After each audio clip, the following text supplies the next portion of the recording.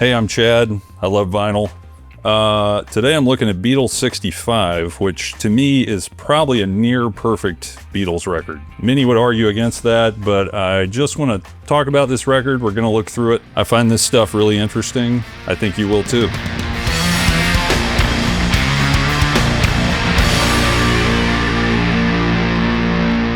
So this album, a lot of the tracks, actually most of the tracks, were culled from Beatles for Sale, which was the UK release. This particular Capitol release was released in December of 64, so we were right on the edge of going into 65. I just love this album. I just love it, okay? I feel like even Beatles for Sale gets a bum rap because it has all the covers they did on it, all the rock and roll covers. But the original stuff they wrote, the Lennon-McCartney stuff, was, I think, some of the best stuff they ever wrote, some of the best pop music they ever wrote. Now, I don't have a vinyl of Beatles for Sale, but I do have this CD. CD in vinyl only zone. Please remove. Sorry, I forgot this is a vinyl only zone, and if any other kind of media comes in here, this alarm I have goes off. I probably need to lower the sensitivity on that. Oh, and if you would, please subscribe, like, comment. I've just started this YouTube channel. I'm having a lot of fun doing it. I would love feedback. I would love just comments, just talking about music, talking about Beatles. Really appreciate it. I've also got a playlist in the description. So, looking at Beatles 65, we start with No Reply. What a great little soap opera of a song. This happened once before when I came to your door, no reply. They said it wasn't you, but I saw you peep through your window. So things are suspect in the camp. Is your girl cheating on you? Really great take on that. And you really feel the despair of the guy, especially when he says, I nearly died. And then you hit the chords on that.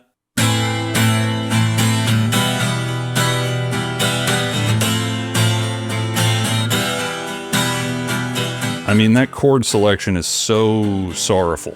Along with the vocal, the keening vocal of Paul. I mean, his high harmony vocal. I mean, come on, this is great drama that the Beatles create. You just can't beat it.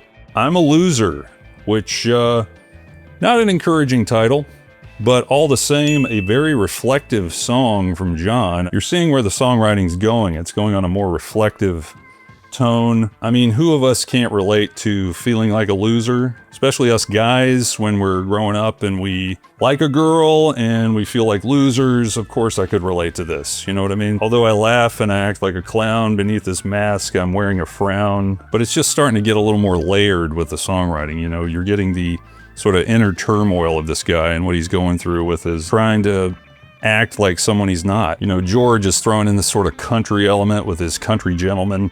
Oh, that's a beautiful guitar, by the way. Wish I had one. It's just a great shuffling along country kind of number. What a great mix of pop and country. I mean, nobody was doing that yet. These guys were always ahead of the curve, so I love that one. Babies in Black. I love this song. It's a waltz. It's got a great sort of, I think, country element to it, too. That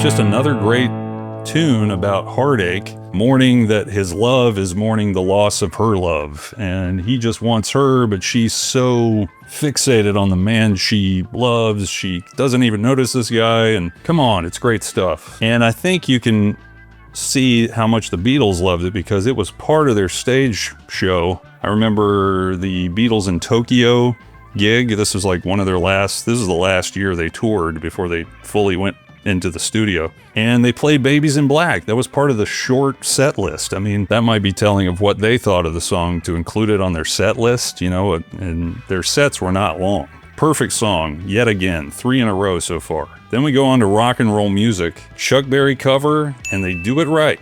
They do Chuck proud. Lennon delivers a great rock and roll vocal. Paul is just pounding away on those keys. He's going da da da da da da da.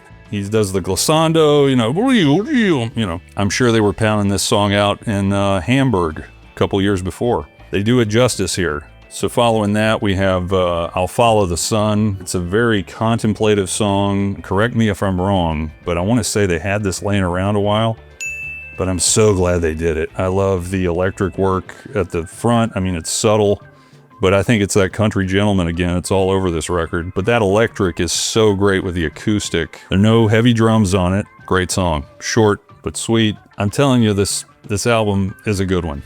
I recommend it.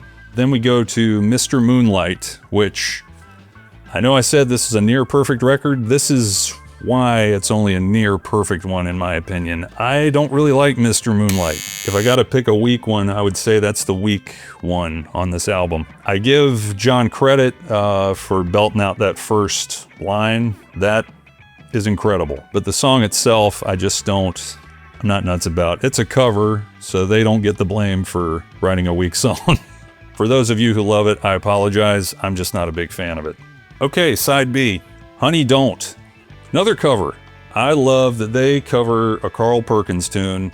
And of course, you've got Ringo on vocals, and he does a perfect job. And in fact, I introduced my son to this album.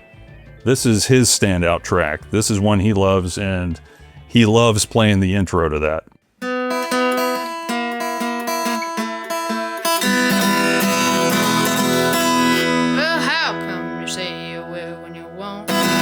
He loves playing that riff. I love playing that riff too. It was so fun to show him that. It's just a fun little bouncy number that just opens this side up so well. It's so fun. I love the George solo.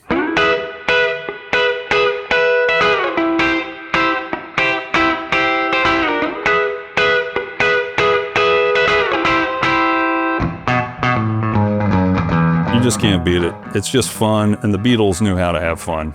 I'll Be Back. Okay, so that did not come from Beatles for Sale. That came from the Hard Day's Night UK release. It's a good fit here. It fits right in with these other songs. I think it was a good selection on Capitol's part. I love the acousticness of it. I feel like it pairs so well with No Reply. I feel like they're like siblings. They just pair together so perfectly. I love how it starts with the A major chord and then immediately goes to the A minor chord when the lyrics come in.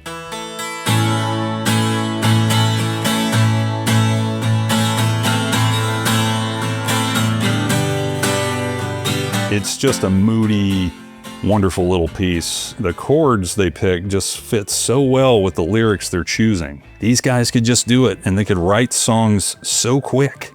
And yet they were gold, and they were timeless. There's just no parallel. Okay, then we go into She's a Woman.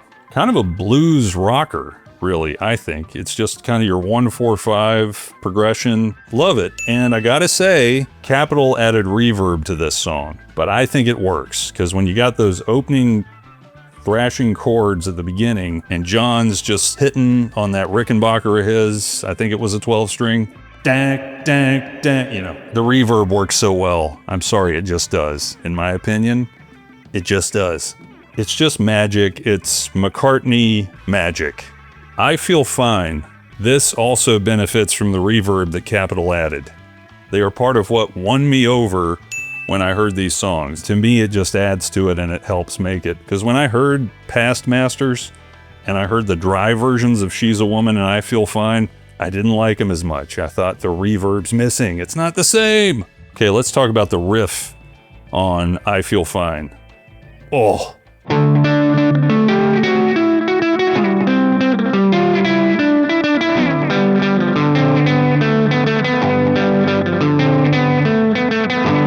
It's Beatle pop perfection. Dare I say this was the first song on record to use feedback? And they talk about this. If you've seen the Beatles anthology, he hit an A note and it just rung out as wah. And I mean, it's off to the races after that. You are in. Song is beautiful. It rides on the riff, and it makes perfect sense that they put this out as a single because it's a perfect song. Moving on to the last track. We did Honey Don't, now we're doing Everybody's Trying to Be My Baby. And George does it justice. He does such a good job. They put some echo on his vocal. His guitar work on it's perfect. I mean, the guy could do Carl Perkins so well. George knew his stuff. George was a pro. and he does it, and he sings his heart out. Great closer. I love that song. What a great wrap up to Beatles 65. For my money, Capitol did a great job in the song selection for this album. It's a great one. I love it. Okay, next time we're going to be talking about this guy right here, Hard Day's Night. We're going to see how it compares to the British release, which was more of an album than this one. This was like half album, half instrumental soundtrack. So it's an interesting one. It's an interesting bird. Hey, really appreciate you watching. We'll see you next time.